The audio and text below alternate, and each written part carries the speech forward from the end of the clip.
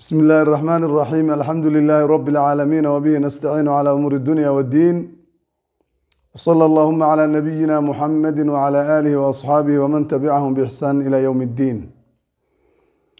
ولو حنك ودنا سيرة النبي عليه الصلاة والسلام وحين نسو جوكتا نبي صلوات الله وسلامه عليه سدح حبين سدح معلومات كوقات قدكي جبل الثور oo ninkii ay la ballansanayeen oo u yimid waa Abdullah ibn Fuhayra al-Laythi oo gaadiidka u waday laba neef oo geela u waday waxaana hore u soo raacay Aamir ibn Fuhayra Abdullah ibn Fuhayra maahan Aamir ibn Fuhayra wiilkii yaraa uu xoreeyay Abu Bakr as-Siddiq halkii ayay ka dhaqaaqeen intaana dhaqaaqin waxa iyadana raashin soo qaaday sahay ah Asma bint Abu Bakr gabadha Asma ayaa waraashin keentay marka weelkii la keenay weelasha sida dhiisho kale ay ahaayeen weelka sida male midna male afka wax looga xiro marka waxay jeexday baa la yiraahdaa marada dhexda ugu duuban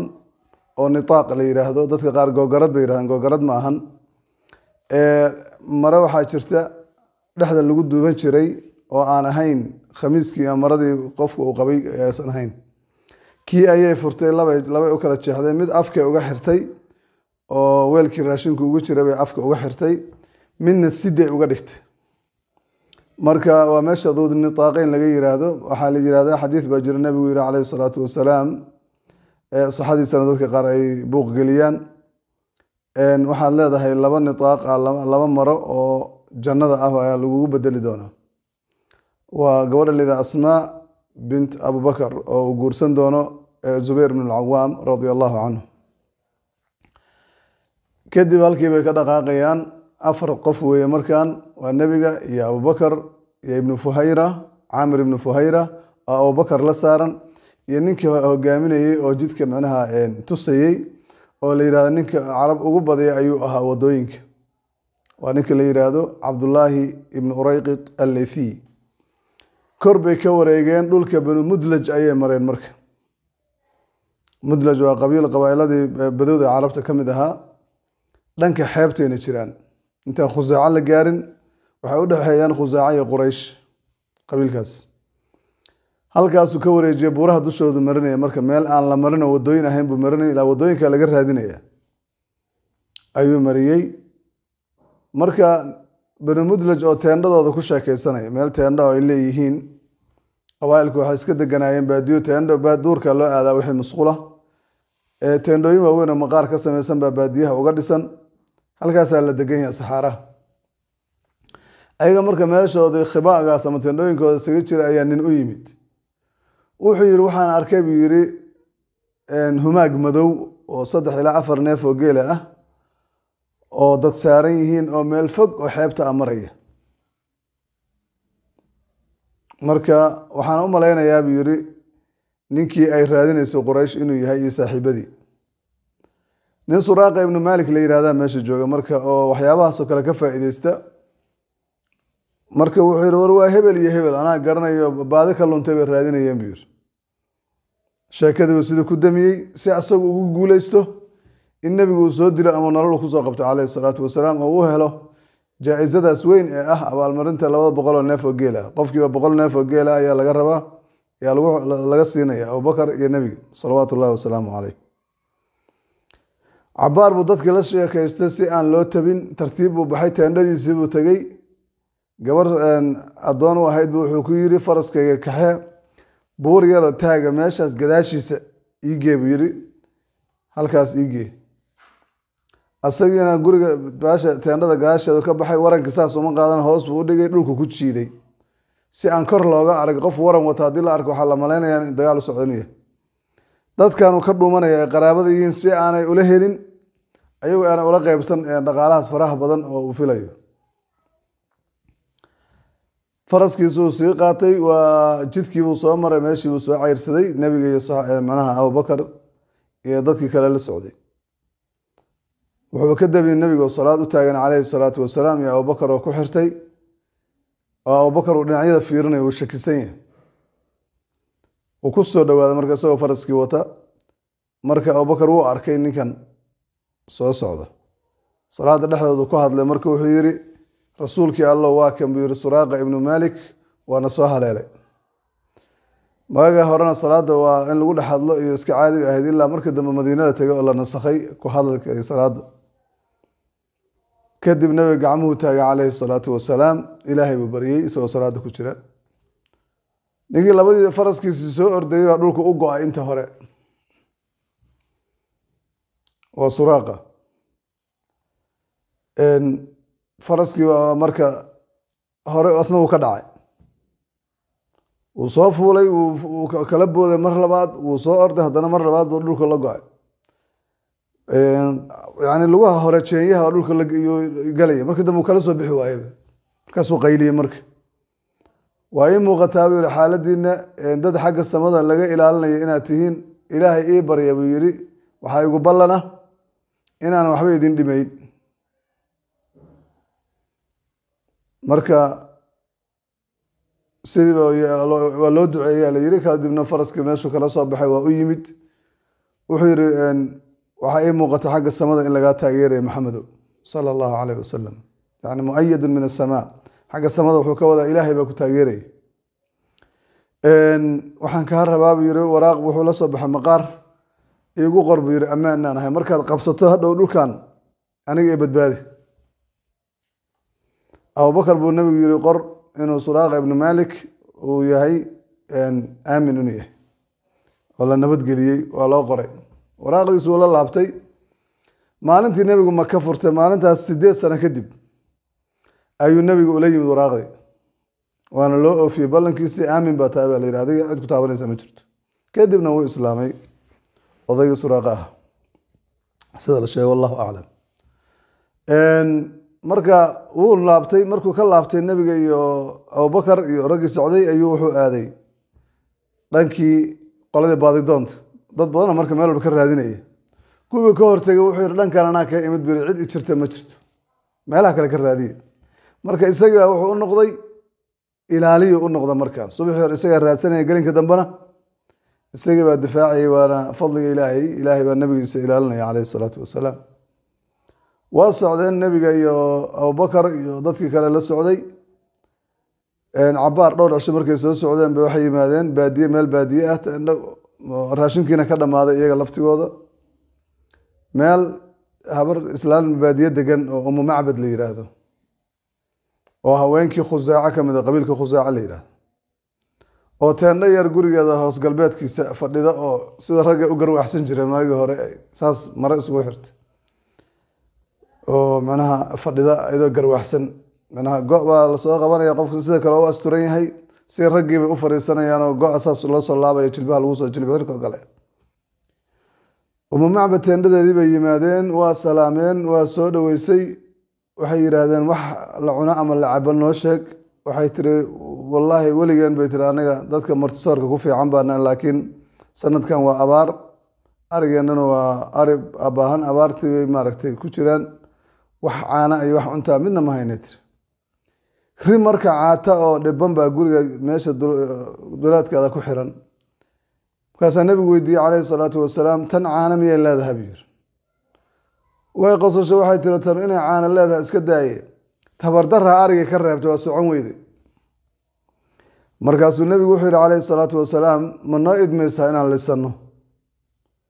biabi anta wa ummi bay tiri haddaad caana ka helayso liso hooyada iyo aabbahay baan kugu furtay nabigu ridii buu yimid wuxuu ka salaaxay naaskii wuu salaaxay bismillaahi buu yidhi caanaha kusoo joogsaday keen buu yidhi iyadaa weel keen la yidhi weel weyn bay keentay oo dhowr qof ka cabi karto waa buuxiyey waa la cabay haddana waa laga buuxiyey waa la cabay haddana asaga ka cabay calayhi salaatu wasalaam iyadiina waa u buuxiyey way cabtay markaasuu mar kale haddana u buuxiyey ugana tegay weelkii oo buuxa iyadoo indhaha taagaysoo yaaban ayuu nabigii ka tageen iyo saxaabadii la socday iyo ninkii daliilkaa dhulka tusayey wax yar kadibba waxaa yimid odagii abu macbad wuxuu arkay weel caana ka buuxaan markaasuu caanaha xagee keentay xil abaaraan ku jirnaa gurigana caana kuma ogeyn ariguna caana ma leh wallaahi nin mubaaraga noo yimid bay tiri maanta barakaysan markaasuu yidhi sifli iibal tilmaam buu yidhi ninkaas waxaan u malaynayaa ninkii saaxibu qurayshin qurayshtu ay raadinaysa markaasay tiri qasiimun wasiim waxaa la yidhaha tilmaamaha nabiga calayhi salaatu wasalaam marka laga warramayo qofka ugu tilmaam badan oo nabiga calayhi salaatu wasalaam ugu tilmaam badan marka la tirinayo ay soo qaataan dadka mu'arikhiinta waa haweeneydaas haween jaahiligiia laakiin qof caqli badneed ah waxay tiri qasiim wasiim waa qof qurux badan buu ahaa haddana siman axwara akxal yani axwara indha waaweyn akxalo indha kuulan haddana idaa samata calaahu alwiqaar hadduu aamuso waxaa daboolaya haybad waidaa takalama calaahu lbahaa hadduu hadlana waxaa daboolaya qurux iyo iftiin bay tiri waxay tiri fii sawtihi saxal codkiisu xabeeb buu leeyahay dadka tororogta u hadla ma ahan bay tiri dadka iska aamusanna ma ahan wuxuu leeyahay tiri rufaqaa dad saaxiibo ahoo isaga ku hareereysan hadduu hadalka hadlo hadalkiisay qaadanayaan hadduu amar bixiyona amarkiisay u degdegayaan nin barakaysan weeyey tiri oo sharaf badan ma dheera mana gaabna waa nin dhexaad ishaadu ka boodi mayso oo odhan maysid kan waa qoor gaaban yahay mana dhibsanayso qof dheer oo qablo laxa ma aha nabiga ka warramaysa calayhi salaatu wasalaam qaab samayskiisa garbihiisu inay waaweynaayeen bay sheegaysaa calayhi salaatu wasalaam indhihiisu indha kuulnaayeen salawaatu ullaahi wasalaamuhu calayh aada u qurux badnaa ayaa halkan soo maray tiri nin barakaysan ah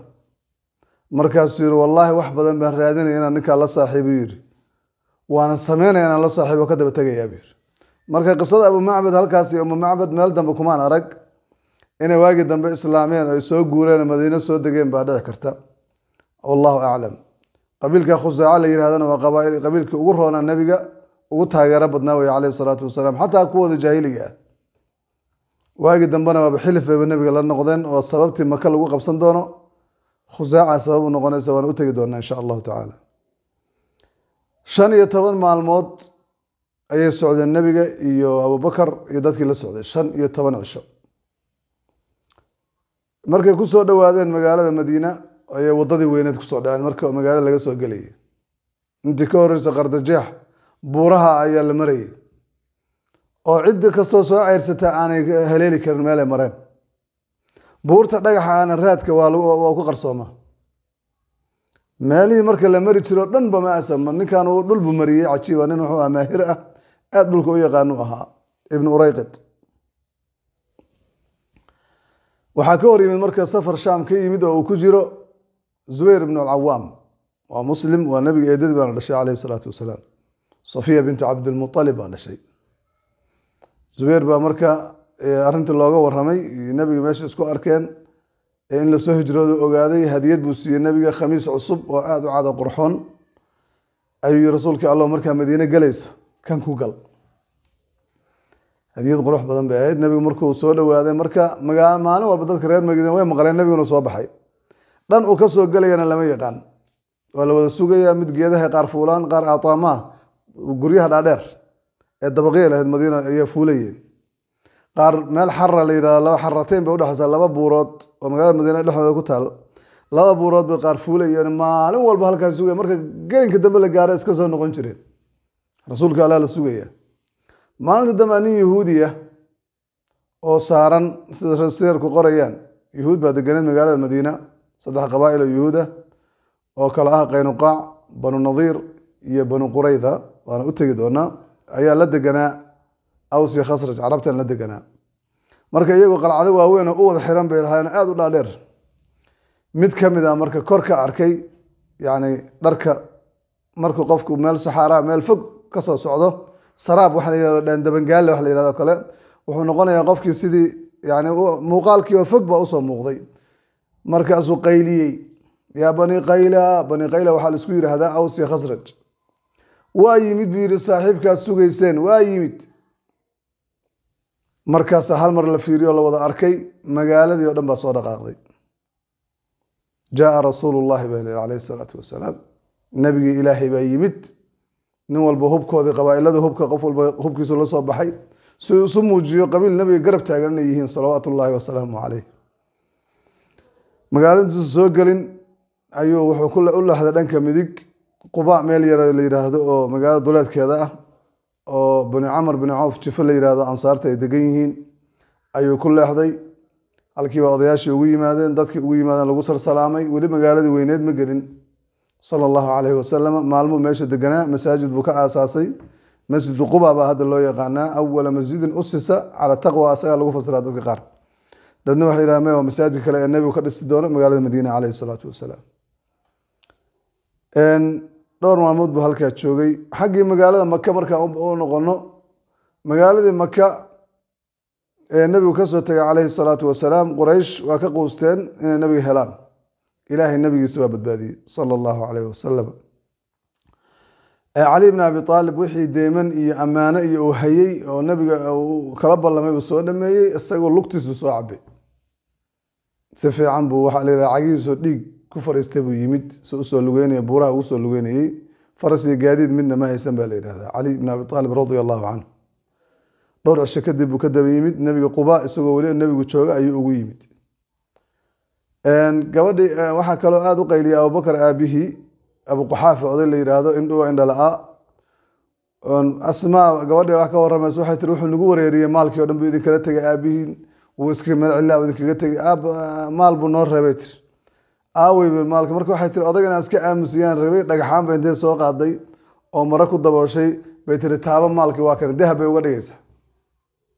وتعبت أنت عم بهدوء إذا كنت جوا جيبر مركو ونجي وحيت الحالة ده نوع حميد لكن أضجنا نسك أمزيو أيان ربيبت المركا أسماء رضي الله عنها عائشة يربع جوكت مركا والنبي يكون هرسن صلى الله عليه وسلم أو لقوش يجو مركا إنه يسوق قادي مركا النبي هجروني السجال ماله ويسوق قادي النبي قايم صلى الله عليه وسلم قباء مركب مال موجوده كدب وحقو عن صدى مال الجمعة إنه أوريجو حق مقالدي يثرب مدينة مقالدي ودم الصباح دي هالشي سيبو سارين عليه الصلاة والسلام جيسان وحكى صعدة مهاجرين يا أنصار ترى بن عوف لكن قبائل ذي كلهم سوقيان قبيل بمركل السود دياري قبيل كالنبي وكدجو أيها شرفتي ودن قاضني marka nin walba wuxuu tusay lana wuxuu u baahan yahay alquwa wal manaa awood wax difaacada qolada iska leh ayaa la rabaa si dacwadan loo hirgeliyo tawxiidkan xoog loogu difaaco markaas ugaas walba jifadiisa soo hor istaagay isagoo ku soo labisanaya cambuur biraadkiisa seefti bahal miqfar la yiraahdo madax la soo gelinayo gadaal oo gabaalkii lagu guranayo ay sheeg waxa la yiraahdaa jucba kii falaaraha lagu gurayay ah seeftii warankii wiila dhalinyaro xoog dad boqolaal baa la soo safay qabiil walba hasha wuxuu ku dhagayay nin walba uu ku dhagayay hasha hoggaankeeda nabiguna wuxuu lahaa calayhi salaatu wasalaam dacuuha fa innaha ma'muura hashana way idman tahay ka leexda meeshii alla ugu talagalay degi ayaan ilaahay dejiyo ay fariisato ayaan degi doonaa markaasaa nin walba markuu kan soo dhaafay kii kale rajo galaysa ogaaskii galay markuu lagu soo dhawaado marxaban ya rasuul allah rasuulka allah noo soo dhawow quwad iyo wax ku difaacda anaga hayna waana la yaqaanaa nin walba abtirsanaya xooggiisa iyo quwadiisa iyo ragnimadiisa sheeganaya iyo ballantooda nabiguna wuxuu leeyahay dacuuha fa innaha ma'muura iska dhaafa hashaan way idman tahay sidii baa loo soo socday hadba qolu soo dhaafay hadba daarbu soo dhaafay hadba qoladii uu soo dhaafana soo dabagelayaan magaalada dhan baa hasha daba socotay lahasha waxa dul saaran sayyidul khalq sallallahu alayhi wasallam se u soo socotay ayay guriga Abu Ayyub al-Ansari saxaabiga la yiraahdo waa bin Najar waa nabiga raawowgi waa meeshu jeclaa inuu ku dago ku karaameeyo laakiin Ilaahay baa hadda u dooray isagu ma dooran sallallahu alayhi wasallam Abu Ayyub al-Ansar albaabkiisa meel ku toosan ayay hashi fariisatay nabigu kama degin marka haddana waa istaagtay waa soo wareegtay meesha waxa dhul banaan baa ku yaal dhulkii banaanaa bay ku soo wareegtay haddana meeshii ay marka hore fariisatay ayay fariisatay guriga ugu soo xigay buu yiri nabigu gurigan yaa leh أبو أيوب هل كان تاجم بير أنا يا رسول الله وقري أذيك أن مرتكون هاي بير مرك وقري دبقة وأبو أيوب ودقنا رضي الله عنه وشرف إلهي أبو أيوب وسيوه النبي الله رسولك الله ونقضه مرتي وقري قريس مرك متاعي علابت النبي وتيب الله أرضي مركب قري ولا قلي ماشي والنبي هل كان عندك يا بيرو إلهي بالكاس دجيل سبحانه وتعالى لولك هاشو أي كوسا وريكتي أيو يقول كان يا إسكاله ويل الأجوان على ولا يقول شيء يمد إن لولك مركا مال وجيد تشوا وين بكو هلا يسنقار وقبورة ومشركين هراكو أصلا هلا يجي يبي لولك المساجد بنك الرسية مركا رسولك الله كام يبيننا دهن ووقف إلهي درته ولا بحينا ما يجي إيبي صلى الله عليه وسلم وأنا كم سنتين ذلك لكن هو إيبس النبي لوك وإيبي صلى الله عليه وسلم أمر وحكوا به دمان قبورها لفها مشركين تماشين لقسارو جيدها تجوح دم لوك دم بالبنيي ومساجد النبي أيها الكاس لقد السيا قري أبو أيوب الأنصاري دبق ويمركا غيبت كرة أيو النبي قد جي صلى الله عليه وسلم ما أي النبي هالك كر دقبوي بكاس النبي ما يدك إصاب وغنى يا آد أبدا marka dadka lagu madhibi kara jaranjarada halkan hoosaan iska degayaa adiga iyo xaaskaagu kor dega nabigana hoos buu degay sallallahu alayhi wasallam habeenkii koowaad ba isaga iyo xaaskiisii is wareysteen naaway xakiya maxaan sameeynay buu yiri rasuulka ilaahay miya hoosteena jiifa annaguna aan kor jiifna oo waxyiga iyo asaga dhexdiisa miyaan jiifna أمينك والله سيحان والله مرقيسين صبح يسودقين رسولك الله كورنا دكتان شعلان لهنا أنا وكور شيفنو هذا يقول على هوس شيفته وأنا دبيسه واحد ما مجري تجري عنداس كور كاجا دك ماشي أسكت دكانو عايز نفط هذا هون يعني إزدج كور بيد الناس كسر حدين هبين كي الله بعد أيه واحد عاشون بمشوا يالبار كان شل حد اللي يراه أم عاشون كل يراه بيها لو شفته إذا ذاك تبوين ما راح بيها لوش بتاعتشرته مارت كيف شوي ألوك تقول فتة أنت يقول وحي هذا لحد عن سكيل على إنه لا بالله ماي لحد النبي يقول توصلت هاي وحي ماشي مريو أو ملك وحي القرآن كده جيو يعني أنا أسكت توصل الجيس كه دربي جيسة عن سعنه أو مركز السعودان جيس كه كوس السعودان تفرح فود ده كوس السعودان وكل بنايه مركز عاشونكي أما تلحد بيو كترين أيه لقطة كدفتين بش كي وضعت وأنا قبو مقالة المدينة قفكي قرنا يا قرنا عاد بيو قبو ده حلية دقار أنا يوروب نواركي مدينة نوارك برف ما أرك داعية لكن مالا يوروب ولو نظن يوروب أنت جاي نرويج اسكندنافيان كان شوي وحقيقة قبو بيت مقالة المدينة حلي قبو أن كنت توصل حلي حاجة أولي بقى لا كوني شنتي waxaan arkay haragayga ama qaarkayga mid kale ka dul sameysmay qabow darti qabow aad u daran oo lafaha gaaraya wali waxaan isweydiiyay dadku say u jihaadi jireen halkan oo loogu weysaysan jiray ilaa qalabkan hadda casriga hiitarada iyo kuleelka ma jirin dab in la shita mooye waa dadku banaanka seexanayaan waa la jihaadaya qabowgaana waa jiray marka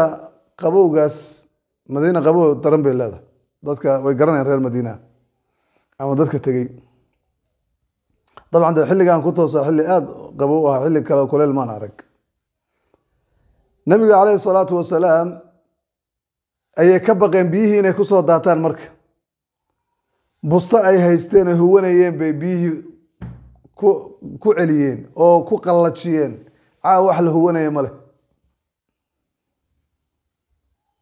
يجي أنت مريض كده دو مال جي سفر يستيقظون دول كده واحد يعني بيو إنه كسر تفقع النبي عليه الصلاة والسلام دول كانوا ده شب ما هنا والواحي وحاس يجيد الإسقلقلية يوي هبينكي ما أنا الساحن واقو مركو بريب السودقي أبو أيوب رسولك الله أنيقا يا أم أيوب حالي إل يبال اسمها نصارن نبيكم محاذن كده عيبير أرنتي دعادي بوغشيكي مركز النبي وكان نحي مركز عليه الصلاة والسلام واي هايبير كرب أوري صلى الله عليه وسلم مركز إيجانا نفتوذي قبوذي ويحسلين انتو نبي مقالة جوغا مالمي اوه الرئيب وحا يمد دادكا سوابو قانيي مسلمين يا يهود iyo nimanka la yiraahdo wathaniyiin carab ah qolo walba nabiga inay aragtay rabtaa sallallahu alayhi wasallam dadka magaalada jooga marka 3 meelood 2 meelood waa islaameen kuwa aan islaamka qaadan col ma aha ma xigmad ilaahay kuwa xataa aan islaamka qaadan Abu Darda ayaa kamid ah iyo Abdullah ibn Salul iyo rag badan baan gadaalka islaami doona marka nimbar Abdullah ibn Salam baa yimid nabigu u fiiriyay marka waa culamadii bani Israa'iil laakiin daacad aha xabrul yahuud ee qabiilka bani Qaynuqaac buu ka dhashay nabigu hadlaya ayuu dhageystay marka oo oranaya dadka masaakiinta aqoodiya habeenkii ilaahay u istaago baryo salaad u istaaga jannada rabbigiin baad gali doontaan adinkoo nabad qaba waxaan arkay wajigiisu waji kadaab inuu sanaa nabigii xaq ahaa oo tawraha lagu sheegay injiil inuu isaga yahay waa u yimid waa soo sheegay uuna qiray ashhadu an la ilaha illa allah wa annaka rasuulullah marka yahuud inay maqashaan arintaas nabigu uu rabay calayhi salaatu wasalaam oo bani Israa'iil culamadoodii way ku islaamayeen marka Abdullah ibn Salam baa wuxuu rasuulkii Allah yahuud waa dad been badan oo been abuur badan buu yiri haday ogaadaan inaan islaamay way caayaan laakiin marka hore inta u yeertid bal dhaxdiina ninkaas muxuu ka yahay dheh odayaashii yahuudeed buu u yeeray waa Xuyay bin Akhtab iyo kuwaas u yimid kayfa fiikum bi Abdullah ibn Salam dhaxdiina saybu ka yahay waa amaaneen sayidkeena way caalimkeena haduu islaam ka warram ilaahay baan ka magan galina haduu islaam inuu islaamay dhehen daaha gadaashiisa ku jira markaas uu soo baxay ashhadu an la ilaha illa allah wa anna muhammadar rasuulullah yahuuday wallahi waad ogtiin xaq inuu yahay rasuulka xalla uu yahay rumeeye kaas dhehen beelno dhaleeta kadaab dhalay way cayb ay umiiseen soo kuma oran bari waa qoom buhti qoom been abuur badan cayb badan way waxay noo joogtaa nabiga Madiina soo galay oo dadkii qaabilaya calayhi salaatu wasalaam masaajidkiisa la dhisi doono ilaahayna markaan uu siiyay rag garab istaaga soo galitaankii magaaladana waan ka warrami doonaa oo nashiidadii magaalada ku soo galay iyo jimcihii uu ku tukaday bayna Quba wal Madiina inta guriga degin ayuu jimcada dhexda ku soo tukaday oo idinka soo haldhaafay oo u tagi doonaa insha Allah taala nashiidadii caanka noqotay ee nabiga lagu soo dhaweeyay wajazaakumullahu khayran wallahu subhanahu wa ta'ala a'lam